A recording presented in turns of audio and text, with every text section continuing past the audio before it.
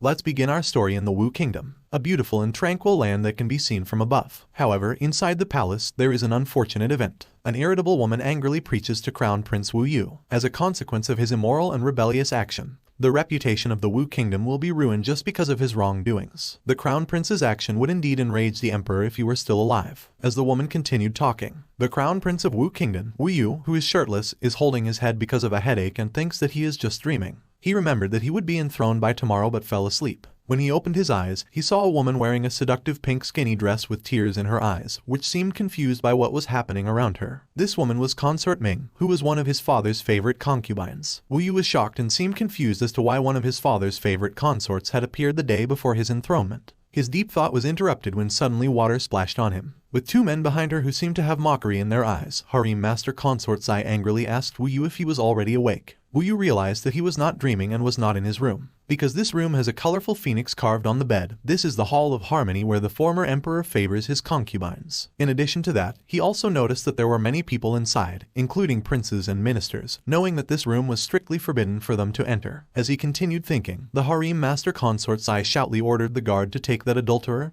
and whore. Moments later, in the front hall of the Zixi Palace of the Wu Kingdom, a guard with a serious expression casually threw the Crown Prince and the woman in front of the hall. Above them can be seen Consort Zai sitting in De Quattro's position on a throne, and behind them is the guard who pushed them earlier, paying respect to Consort Zai. Wu Yu heard the three people talking behind him. A man in a yellow kimono shames the Crown Prince's adultery, while the other says Wu Yu is young and fresh. Consort Zai told the guards to drag Consort Ming out of the Meridian Gate, and yelled that she would be executed. When the guard heard Zai's order, he went right up to Ming and tried to drag her out. Ming tried to defend herself, saying she was innocent and didn't know what had happened. As the guard dragged Ming away, Consort Zai stood up and said that her ancestor, Yuan Zai, had not been educated properly and was, therefore, guilty. One of the bystanders stated that it wasn't the consort's fault, rather, it was Wu Yu's shameless fault. The other one agreed with what he said and added that Wu Yu did not deserve to be a crown prince and does not worthy to be an emperor of the Wu Kingdom. Consort Zai emphatically stated that the former king had just died, and she accused Wu Yu of having an affair with a consort. Still puzzled, Wu Yu questioningly told Zai that he and the consort earlier had committed adultery. Wu Yu realized that he didn't even know the consort's name earlier, yet he is being accused of cheating. As he sat on the floor, his body shook, he felt his muscles were weak, and he couldn't even stand up. He assumed that maybe someone had poisoned him. He turned around when someone suddenly spoke behind him and sarcastically said that Wu Yu is militaristic, merciless, violent, and has no regard for the law. He added that he is obsessed with martial arts yet has no honor as an emperor. This man was Prince Rong, who furiously accused Wu Yu while pointing at him. Wu Yu was frustrated because he knew their neighbors would still be bullying them if it weren't for him, a young warrior god of the 5th level of martial arts. In an irritable tone, Commander Wu, the man with purple hair, a mustache, and armor on both arms, remarks that Consort Ming has low status and Wu Yu would never be a prince if it weren't for the former emperor. He also humiliates Wu Yu, saying that he has the blood of the mountains and is indeed vulgar, lowly, and worse than a beast. Looking at the two, he realized that they had merged to frame him up.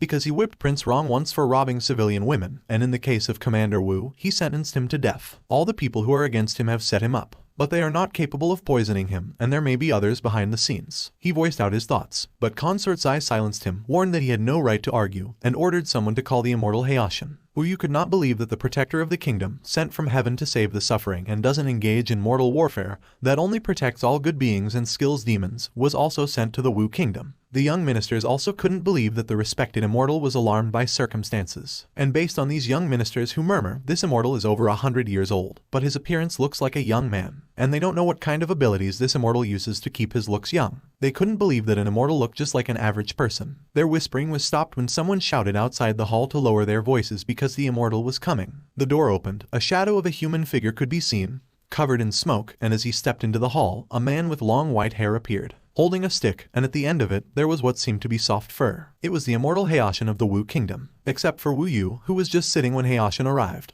The people around him immediately knelt down to pay respect and greet the immortal Hayashin. When Hayashin approached, Wu Yu also greeted him with respect. And inside him, the supreme immortal Hayashin is a person of great righteousness and is highly respected by his father, so he is sure that Hayashin will give him justice. Hayashin asked Consort Zai what happened within the kingdom. She explained Wu Yu's adultery and asked the evildoer to be punished. Hayashin declared that a kingdom should not be ruled by a domineering person who disturbs the order of things. Without questioning, Hayashin sentenced Wu Yu to be removed from the throne because of his immoral behavior. He also adds that starting today, Wu Yu's martial arts training will be abolished, and he will be sent to the army. Wu Yu is in disbelief that Hayashin passed judgment on him without consulting him first. He concluded that no one could defeat him in the Wu Kingdom, and only Hayashin could suppress him. Consequently, the higher-ups in the palace sided with each other, and Hayashin was behind it all. Hayashin interrupted his conclusions when he suddenly asked him if there was anything else he wanted to say. Wu Yu bravely said that he lived without fear nor regret. Now that the immortals wish to destroy him, he has nothing else to say. He realized that the immortal who represented the will of heaven had turned out to be a malicious and ruthless person. He laughed in vain, and one of the ministers shouted at him and told him he had no respect and dared to laugh in front of the immortal. Hayashin took out a pouch bag containing soul-severing powder that could cut off the meridians and abolish a person's cultivation. He ordered the guards to make Wu Yu drink it. The two guards quickly followed Hayashin's order and forced Wu Yu to drink the soul-severing powder. Wu Yu was full of grief as he knelt on the ground helplessly. In this life, he was the strongest mortal in the Wu Kingdom. Still, he could not compete with Hayashin, a superior immortal. If there is an afterlife, he wants revenge. His 10 years of hard work were all wasted. He passed out after being compelled to take the concoction. A few hours later, as Wu Yu stood in a prisoner carriage, surrounded by warrior guards, leaving the palace, a worried woman ran up to him and called his name. She was his sister. Her name was Princess Wu Wu. Wu Yu tells his sister he can't do anything right now because heaven wants him to die. He told his sister not to worry because, in this unfair world, he would die with a clear conscience. Even though she was confused, she believed in her brother. Wu Yu said he would still be her brother even in his next life. Because of the last thing he said, his sister's feelings were heavy. She couldn't do anything for her brother except cry and kneel as she watched him leave. 2 hours later, somewhere in the mountains, surrounded by snow, in a prisoner carriage, Wu Yu felt like he was going to die due to the weakness of his body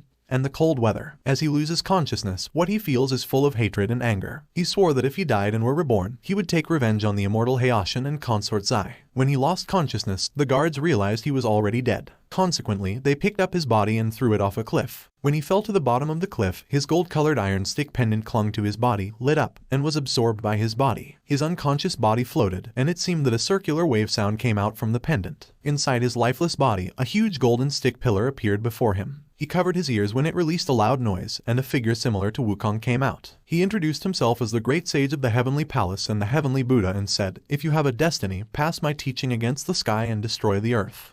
On the other hand, inside the Wu Kingdom, as Consort Zai is still on her knees, she thanks her master Hayashin a lot. Hayashin told her there was nothing to thank for, besides, she was one of his disciples. To a cultivator, the abolition of a prince is a mundane matter. He informed Consort Zai that he would give the order to let Yuan Hao take the throne the next day. As she put her palm and fist together, she thanked Hayashin with a smile, and said she would serve him well. Hayashin approached her, held her chin, and let her know that Yuan Hao was his family.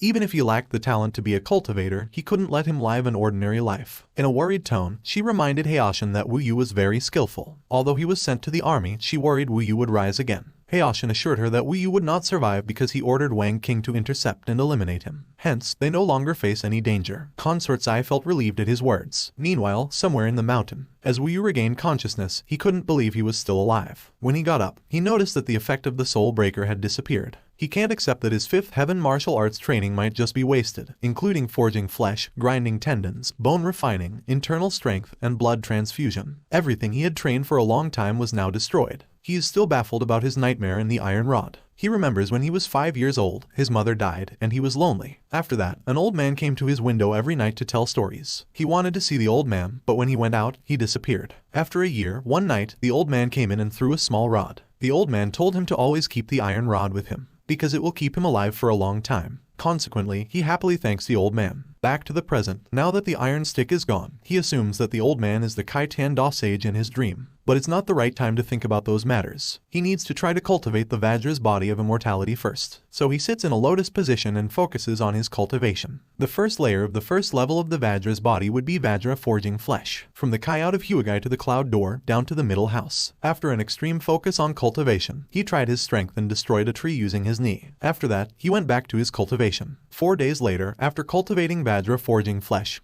he tried his strength. He punched the big stone, and the stone shattered in one blow using a single hand. He is very pleased that he accomplished the first level of martial arts. Now his strength is equivalent to the strength of 3 war horses, and it's already 3 times the strength of the first martial heaven. He was significantly amazed by the technique he learned. He felt his muscles strengthened, and he is now fully recovered. He didn't waste time and prepared for the second level, Vajra's tendon. He continued enhancing his body and training hard within 6 days. On the 7th day, he finally completed the second layer, Vajra's tendon, and he felt that it was so powerful. His strength could be compared to more than 5 ordinary martial artists. Now he has the power of 10 war horses, and his full power is almost close to the 4th level of martial arts. As he enjoyed the growth of his strength, he suddenly smelled something strange. When he turned around, he saw a giant snake. A blue cloud of smoke emerged as it transformed into a human form. A beautiful curvy woman's body appeared before him. This is Wan Qing, a disciple of the Supreme Immortal raised by the Kingdom Protector. She is also the reason why thousands of people in the Wu Kingdom have disappeared in the past 10 years. She came to fulfill Hayashin's order to ensure that Wu Yu would be erased from the world. He mocked Wan Qing, saying that she could not defeat him alone. However, Wan Qing assured him that she was no match for him before because he was the only martial artist in the Wu Kingdom at the 5th level. Consequently, he was more potent than her before. Still, now, Wan Qing is confident that in Wu Yu's current condition, she can defeat him because she knows that his meridian has been cut due to the soul-severing powder that Hayashin made him drink. Wearing a high of confidence, Wan Qing immediately rushed forward. Unfortunately, Wu Yu only dodged her first attack, retaliated with a blow directly to her stomach with a sparkling impact on his back, and threw her away. Wan Qing winced in pain and couldn't believe that Wu Yu was so strong, although she knew his meridian had been cut. Wu Yu seized the opportunity. He rushed toward Wan Qing, unleashing a mighty blow that sent her crashing into a tree. But he wasn't done yet. He jumped to attack again. Wan Qing quickly transformed into a giant snake and threatened to eat Wu Yu. But our hero didn't budge and kicked the giant snake. Then he rode on its head and hit it with a stone. The snake cried in pain and begged to spare her life. But Wu Yu doesn't care about her and plans to finish her off. However, before Wu Yu delivered the finishing blow, she shouted that she would reveal the secret about Wu Yu's father's death. Wan Qing informs him that Hayashin and consort Zai are behind his father's death. They use many poison pills that they put in his father's food to slowly kill him. What he heard astounded him, and his anger was shaking him. He felt so angry that he crushed the stone he was holding. The snake saw the opportunity to act. She pushed him away using her head. Wu Yu was thrown into the cliff due to the impact and fell into the Bobo River. Wan Qing breathed a sigh of relief. She was sure Wu Yu had been erased from the world.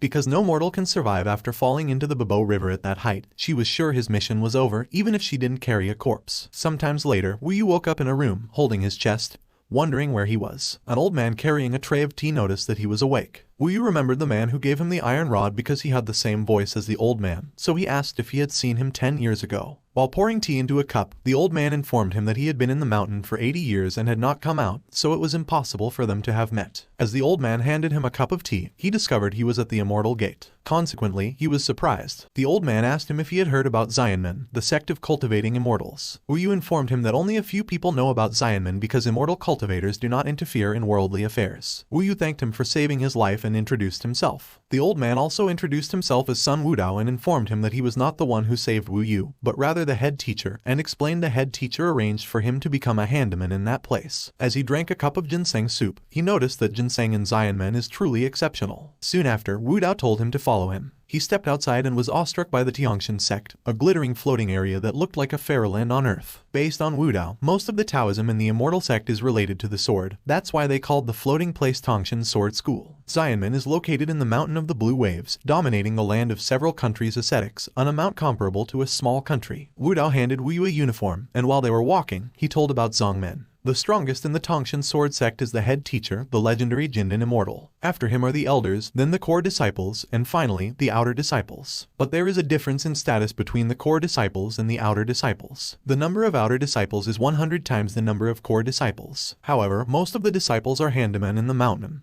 taking care of food and living the daily life of ascetics, feeding spirit beasts, planting fairy spirits, and cleaning palaces. The core disciple has hundreds of servants, and the outer disciple has 10. All servants cannot leave without permission unless they reach the 6th level of mortal body training before age 15. At the 6th level of martial arts, they will have the opportunity to pass the assessment and become a formal disciple. Consequently, they will no longer be handymen and can start cultivating immortality. Wudao felt sorry for himself because he was unable to become one of the immortals. It can be seen in a picture that a child happily declares that he is now one of the outer disciples and that he will be able to cultivate immortality. Wu Yu realized he'd be 16 in 2 months. If not for the soul-severing powder that Hayashin forced him to drink, he'd be able to enter the 6th level of martial arts in a few days. Wudao reminded him that the most important rule as a handyman is not to upset the immortals. It doesn't matter if he is an outer disciple because he can be killed. As he looked into the sky, Wu Yu agreed with the old man's advice. Wudao noticed an immortal in the sky named Su Yanli Shangxian, the peak master of their Yanli Peak. He immediately bowed Wu Yu's head. Su Yanli Shangxian was the direct disciple of the head teacher and had the highest status among the core disciples. The old man breathed a sigh of relief because the immortal didn't notice Wu Yu not bowing. Otherwise, he would have died for not respecting the immortals. Wu Yu realized that the path to the immortal was even more dangerous. He learned from the old man that the assessment would be held in 2 months. When they arrived at the fairy beast garden, the old man instructed him that their task, for now, was to take care of the fairy beasts. They were greeted by an arrogant man named Zhao Chuan, a chief handyman with 2 disciples. He asked the old man who was with him, and Wu Dao answered him politely. Zhao Chuan thought that if the old man's companion was the one saved by the head teacher in the Bibo River, he was probably strong because he managed to survive. He decided to find out the details from Wu Yu and ask our hero to show his capabilities. Wu Dao disagreed with Zhao Chuan's plan and explained that Wu Yu's body had not fully recovered.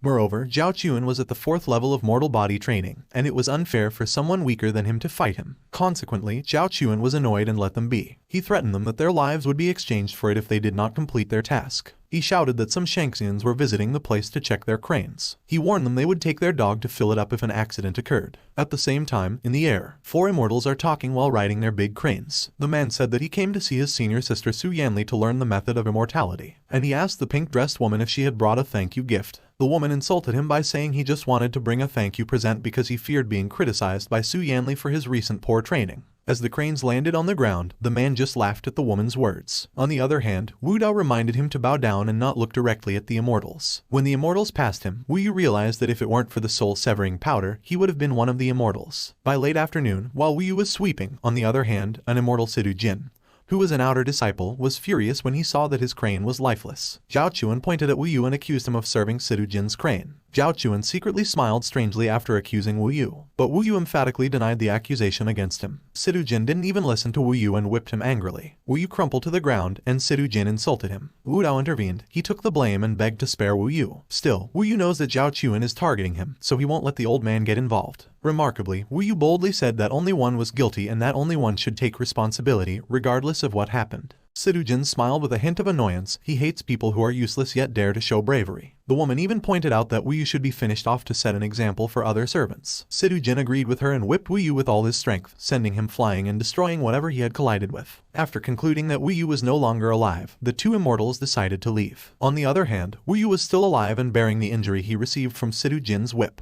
Because of his humiliation and oppression, he is determined to join the Xian men and plan to take revenge, especially on Zhao Chuan, who framed and accused him. He will not let him escape. The old man worriedly ran to him and advised him not to hold a grudge against the immortals, for the reason that mortals cannot fight against immortals. But in Wu Yu's case, it is not easy to forget what happened. He asked the old man why he was so kind to him. Unfortunately, the old man's life has been like this from the start, and he has no desire for Wu Yu to experience the same bullying that he has. However, Wu Yu cannot assure him of anything in this matter. As he now possesses Wukong's invincible body, he intends to join the Xian men and exact his vengeance. After only 10 days of rigorous training, he had nearly reached the 3rd level of Wukong's invincible body, and was not far from becoming a golden flame bone. A few seconds later, he became aware that he was being observed. It turned out to be Zhao Chuan with a few other disciples. They felt something strange about Wu Yu because they knew he was weak but managed to survive the powerful whipping of an immortal. They just assumed that our hero was just lucky. Zhao Chuan suspected Wu Yu of possessing some secret books or pills and threatened to release them. Otherwise, they would kill him. Wu Yu let them know that he had nothing to give them. He knew that Zhao Chuan was at the 4th level of body training,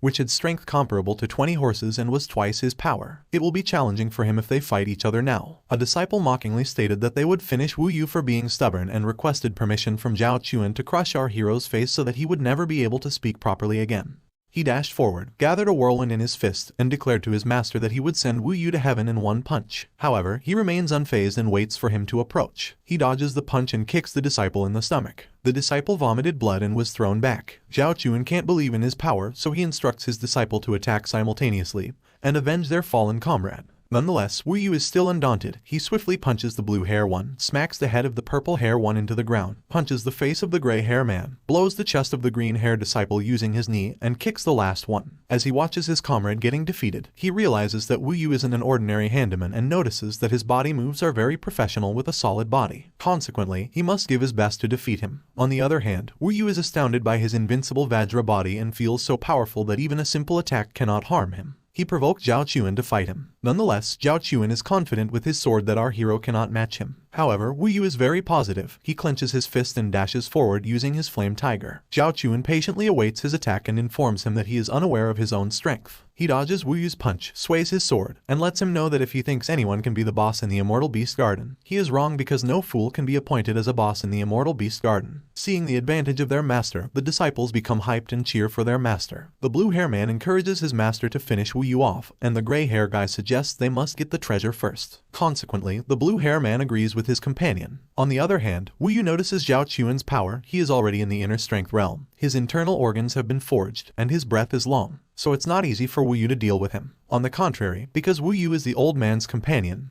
the two disciples have evil plans for Wu Dao. After their boss defeats Wu Yu, they will throw Wu Dao off the Black Gut Cliff and feed him to the crows. Back to the fight scene, Zhao Chuan agreed with the advice of the two idiots. What I mean is his two disciples. Anyway, Zhao Chuan uses the Pearly Blossom sword technique and attack Wu Yu from a distance. His technique launches a simultaneous wind blade. Fortunately, Wu Yu used his monkey and ape ghost stances to dodge the wind blades. Now that the old man is involved in his fight, he is determined to fight to the death so he and Wu Dao can survive. The problem is his opponent knows a national treasure grade martial art worthy of the Immortal Sect. He continued to dodge the attack. His opponent got irritated and mocked him because he only knew how to dodge. Zhao Chuan gets full of him and swiftly attacks from behind. Wu Yu notices him, but it's too late for him to dodge. Zhao Chuan slashes him and crashes into the tree. Fortunately, his Vajra invincible body's third layer, Vajra's bone, has already developed golden bones. Otherwise, that attack would have killed him. As he leans against the tree, Zhao Chuan and his disciple approach him. The disciples suggest that Wu Yu be tortured until he tells the truth, then thrown on the mountain and fed to wolves. Zhao Chuan raised his sword and swayed it to Wu Yu. But unexpectedly, Wu Yu stopped his sword with his hand. They were shocked and couldn't believe that Wu Yu was so powerful. As he held the sword in his left hand, he released his blue dragon fist and punched Zhao Chuan in the face. As he fell to the ground, dripping blood and with a grimace on his face, Zhao Chuan could not explain what kind of creature our hero was. After he defeated Zhao Chuan, he breathed a sigh of relief. The sword would have broken his hand if it wasn't for Vajra's bone breakthrough. Now that the 5 little monkeys who are jumping on the bed, the one fell out and bumped his head, but they didn't have a mama to call the doctor and Will said, "Alwa, Coco, get out of my head."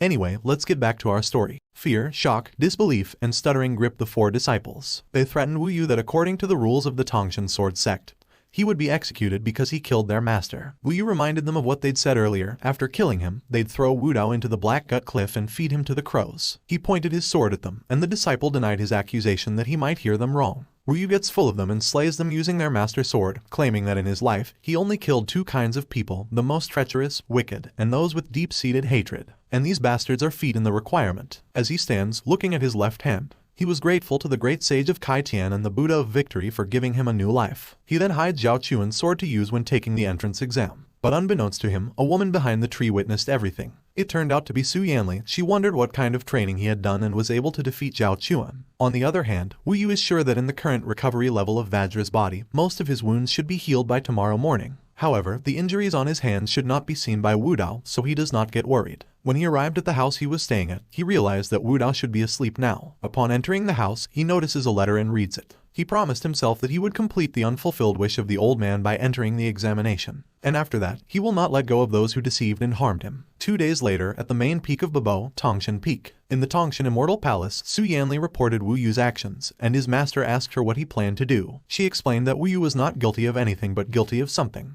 Based on the teachings of his master, the immortal way is the way of predation. So, she wants to take Wu Yu. The Tongshan sword sect master Fang Xuya explained to her that his principle is that the Babo Peak is a great method that can covet any Handaman disciple's technique. With his ways of cultivation and a guaranteed teacher, she will be able to reach the golden core stage and even the level of a teacher. She agreed with his master and let him know that from now on, she would concentrate on cultivating her master's Tongshan sword Dao. Her master was impressed by her words and asked her to join him in having the ambition to take care of the world. Although the immortal path is dangerous, it must also be worthy of the heart. Bullying the weak is not his principle. He gives his permission for her to leave and informs him that Wu Yu is destined to be an immortal. Since he is a member of her peak, it's worthy to take good care of him. Su Yanli politely agrees with her master, saying that she understands. 1 month later, Wu Dao is concerned about Wu Yu and advises him not to go out and just rest. From what he knows, Zhao Chuan and his disciple died due to a demon going berserk. With a bright smile, he told him not to worry since he would just stay near the fairy beast garden. He wouldn't go far and asked Wu Dao to remind him when it was time to work. The old man agreed and reminded him to be careful. As he leaves the house, he is glad the old man was so nice and treated him like his own son. He wants the old man to be proud of him, so he plans to surpass everyone. Somewhere in the beast garden, as he sits in a lotus position,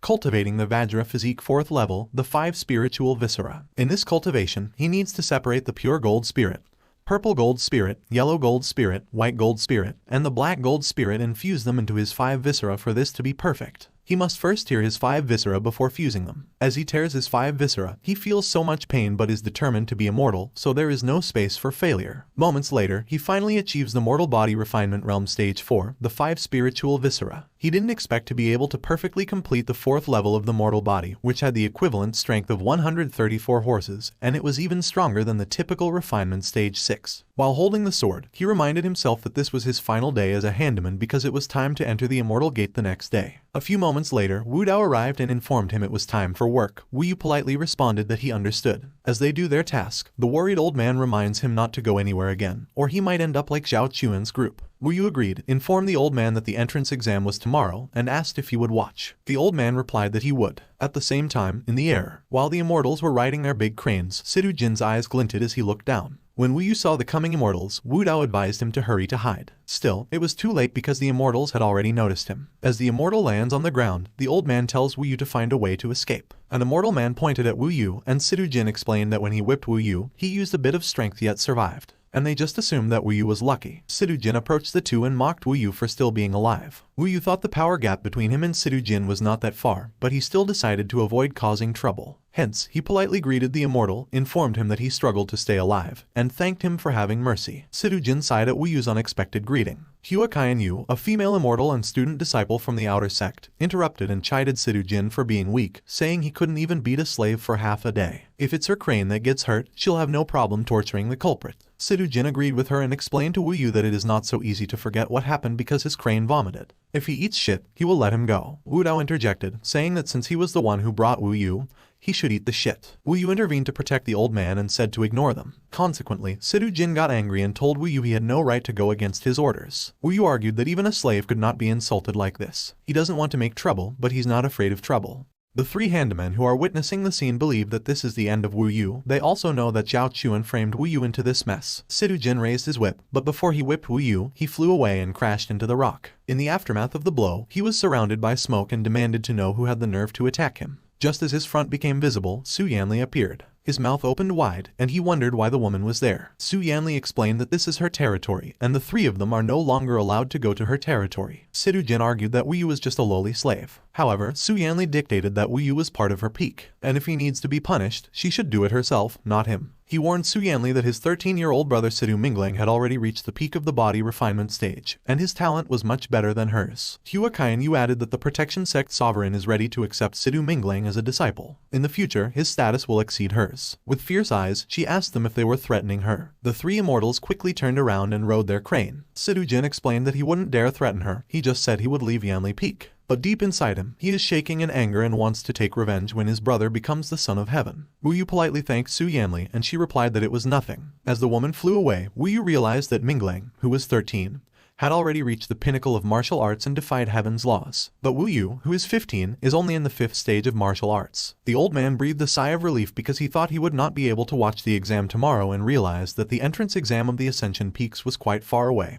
and suggested to Wu Yu that they leave tonight. Wu Yu tells Wu Dao not to worry because he will carry him to the Ascension Peak. Wu Yu thinks he must win the exam to change his life. At the Ascension Peak, the viewers are already excited about the exam. Wu Yu explained to the old man that the participant disciple must start from the bottom of the peak to compete, and from here, the old man can watch the whole thing. Wu Dao thanked him and jokingly said that he could see the genius that would succeed in his position. Before he left, Wu Yu said with a bright smile that he would tell everything that would happen in his exam. The old man agreed with him. Wu Yu then went to the bottom of the peak with a smile. At the bottom of the peak, in the registration area. After registering, the examiner took him to the first test. The first test is to measure strength by restraining the horse. When the examiner knew Wu Yu was ready, he whipped a horse, causing it to run. But our hero didn't even break a sweat in the first test. After passing the first test, the examiner handed him a red fire charm that he could use in times of danger. He just needs to destroy it, and the disciple will come to save him. He added that he could withdraw voluntarily. The examiner informed him that he could now go to the first level, the road to immortality. When he arrived at the said place, he thought the number of participants in the examination was around 300, and he had to be serious. On the other hand, at the mountaintop of the immortal platform, While Wu Dao turned his head to look for Wu Yu, he realized that the test on the road to immortality was about to start, but he did not see Wu Yu yet. In a small floating hut in the same area, Elder Mu Ji asked Su Yanli if she had any excellent servants. She informed him that there was one, and it was Wu Yu. As far as Elder Mu Ji knew, she didn't pay attention to ordinary servants, and he was curious about what was so special about Wu Yu. She clarified that she wanted to know how special Wu Yu was, so she came to see him. Because of what he heard, the old man decided to pay attention to the servant. In the sky, while riding the big crane, Huakayan Yu irritably said that what is so interesting about the lowly servants and they are just wasting time. Sidu Jin defended himself by saying that they just came to watch the participants for fun. An immortal told them not to be too proud and informed them that 3 appraisal disciples were in the 7th level of the body forging realm, which was 1 level stronger than them. Sidu Jin said his brother is also in the 7th level. An immortal from behind suggests they guess which of the 3 will get out of the gate because he feels bored. On the road to immortality, a participant named Lin asked his companions if they knew the 3 people who were the strongest in the examination. The other replied that he was too young and begged to introduce them to him. The other one agreed and added that Lin was the chief of the core disciples. Lin pointed to a boy with a sword behind him. His name is Zhao Danlong. He had the 7th level of body forging, equivalent to the strength of 200 battle horses. He is apparently 14 years old and has already achieved the status of being a great swordsman. Then there was the man in red, and it was Jeju, who had the 7th level of body forging and was raised by a tiger in a wilderness mountain. He is good at the 8 stances of demon killing and the phantom snake steps. The last one is the girl named Qingmeng. She is 12 years old, and her Yukushin sword shadow and footwork are very powerful. Wu Yu is amazed that a 12-year-old has already achieved the 7th level of body forging. When the participant arrived at the gate of the road to immortality, the examiner in black explained to them what they would be going through. They will face 3 waves of powerful monsters close to becoming demons. The monsters are dangerous. If their lives are in danger, they can use the red fire talisman, and the examiners will save them. Out of all 300 participants, only 100 could participate in the next level of the exam, which was the Battle of the Immortal Platform. As he held his fan, he reminded the participants that they could only exit the road to immortality after completing the test. Now that the time has come and they are on the road to immortality, they only need to remember one word: kill. After explaining, the participants shouted kill simultaneously and entered the gate. In the jungle, the participants are very thrilled to exterminate the monsters. While running, Zhao Danlong declared that he would destroy all monsters on the road to immortality. Meanwhile, Wu Yu was simply walking and thinking about the strategy. Considering he didn't know the abilities of the monsters in the area, he planned not to rush. Some participants are frightened when they first encounter the red-horned gnarled snake. The participants, including Zhao Danlong, sprinted to kill the snake. One of the participants gets bit by the snake, and the other participant attacks the snake's body. As Wu Yu expected, the snake demon is enormous. A snake tried to attack him from behind, but he noticed it and pierced its body with a sword. Zhao Danlong commended him and told him he would be the first in the exam. He added that the Kai condensation pill would also be his reward as he ran away. Wu Yu realized whoever took the lead would receive a Kai condensation pill as a reward, so he decided to be first in the exam so that Wu Dao would be proud of him. Inside the crocodile swamp, before they could get into the final wave, they had to cross the crocodile first by jumping over the rock submerged in the swamp water and surrounded by giant crocodiles. As Wu Yu jumped forward, he noticed a crocodile would attack the girl in red. He warned her, but it was already too late, and the crocodile bit her skirt. Luckily, Wu Yu is quick to react. He stabs the crocodile in the head, then grabs the girl, and they jump back to the rock. The girl thanked him for saving her life. He continued to jump forward, advising her to be careful next time. The examiner reminds the girl to use the talisman the next time she is in danger. Wu Yu and other participants arrive at the final wave of the road to immortality, the underground cave. The giant demon ape inhabits this cave. One of the apes rushes toward Wu Yu, their fists clash, and an impact from their punch can be seen. The ape is strong, but it's not much for him. The only problem is their number, and it's impossible to wipe them out. He realizes that the final wave is about the test of footwork. Wu Yu saw the arrival of the 3 and was aware of their capabilities. If he doesn't do something, he will fall to 4th place. Zhao Danlong remarks that the demon apes can absorb blood energy. Since the casualties are too many, their blood is absorbed, and the ape becomes stronger. Qingmeng rushed first and jumped toward the ape, and when she was in midair, she realized that the demon ape was too big. The giant ape unleashed a powerful blow, and Qingmeng was unable to dodge it, causing her to fall back to the ground, and dust came out due to the impact. While handling the pain, she informed them that a single person couldn't handle the ape's strength. Consequently, the 3 agreed that they would attack at the same time. The 3 got ready and took their positions using their respective techniques. Qingmeng is surrounded by a pink aura using her Qingyan sword technique. Jeju is surrounded by a green aura using his demon-slaying 8 forms, and Zhao Danlong uses a cloud-soaring form. The 3 of them attacked simultaneously, and they were able to damage the big demon ape. With every cut they made on the ape's body, green blood came out. Due to the simultaneous attacks of the 3, the ape had no choice but to protect his head with his arms. As the 3 continued to attack, Wu Yu thought of a way to finish the ape and be the first to get out on the road to immortality. While thinking, the ape suddenly got furious and went into berserk mode. It releases blood mist, which damages the skin when it touches a person. As a result, Zhao Danlong ordered the two to get back. As the three were thrown away due to the impact of the ape's berserkness, Wu Yu saw his chance to defeat the ape. The blood mist from the ape does not affect him because he has Vajra's body, and he is determined to be the first in this exam. Moments later, on the immortal platform, in the floating small hut, Elder Muji noticed that the participants seemed to be in the third wave. He asked Su Yanli who she thought would be the first to come out. Based on this exam, the third wave is to test the footwork, so she feels that Qingming will be the first because her footwork can be compared to top-grade martial arts. The old man thinks Jeju will be the first because he grew up on a mountain with beasts. Among the viewers, the fat one predicted that Zhao Danlong would be the first to come out because of his 13-sword skill. The other bet is Qingming because of its sword reflection technique. Another said they shouldn't focus on the three, as someone might be better than them. Meanwhile, Wu Dao is worried about Wu Yu. The spectators stood up when they noticed someone coming from the road to immortality. When they saw the first one that came out, they asked who it was because they had never seen him before. Su Yanli, on the other hand, was stunned, gaping, and in disbelief when she saw that Wu Yu was the first to come out, knowing that Wu Yu had taken a lot of effort just to defeat Zhao Chuan. Elder Muji was also stunned because a new face was the first to come out, so he told Su Yanli that it looked like this was Wu Yu that she mentioned. Although his ability is unique, he seems like he's older compared to the other participants. Su Yanli didn't answer him directly because she was still dumbfounded and wondering what Wu Yu did and was able to take the lead.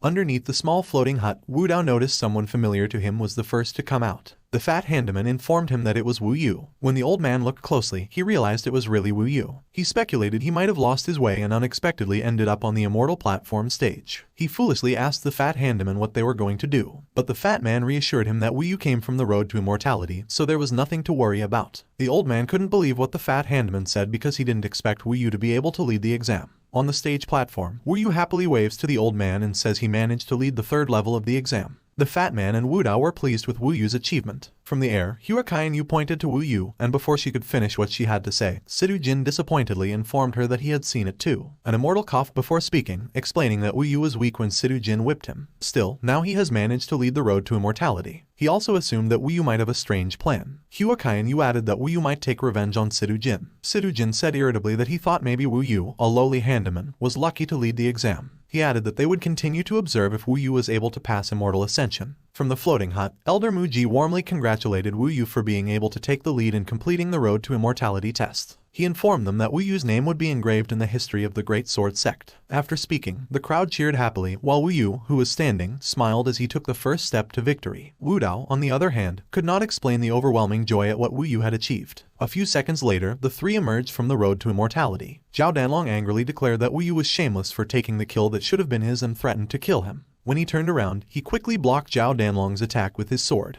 Elder Muji angrily warns them they should stop. Anyone violating the rules will be disqualified. Zhao Danlong gritted his teeth as he stopped the attack and threatened Wu Yu to wait, and they would settle again. Inside Wu Yu's mind, he knew it was clean and without deception what he did to defeat the demon ape using his skills and Vajra's body. After a while, 100 participants were complete, and the chaotic battle with many variables was about to begin. The next test is the Immortal Ascension fight. Anyone who falls on the stage and uses a red fire talisman will be disqualified until only 30 participants are left, and killing is strictly prohibited. As usual, to succeed, they must hold the immortal ball until the incense burns out. There are 3 great prizes for whoever succeeds in keeping the immortal ball. The first prize is to pass the core exam directly, the second is a Kai condensing pill, and the third is to receive a top-grade common demon-slaying sword with a power comparable to a common magic weapon. Based on the viewer's murmurs, only the immortals with the golden core can refine the Kai condensing pill. Being a core disciple is not that easy to achieve. The demon-slaying sword has extreme power, it is a magic weapon that only immortals have the ability to use, and they added that the sect has spent a large budget just for the prizes. Elder Muji threw the immortal ball into the air as a signal that the immortal ascension had begun.